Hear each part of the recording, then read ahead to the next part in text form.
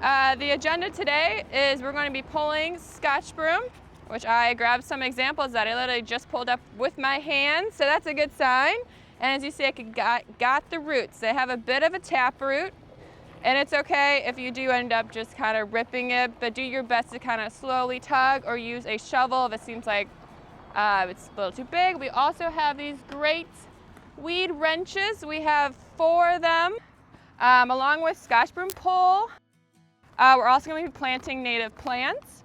So some areas they're just kind of enhancement, filling in some open areas and such, but others will be for restoration purposes after we pull the Scotch broom.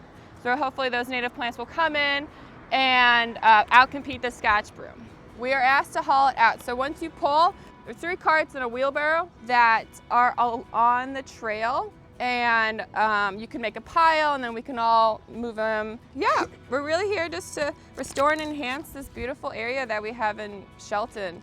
There's a lot of green space here in Mason County, but this one's pretty special being right downtown in Shelton.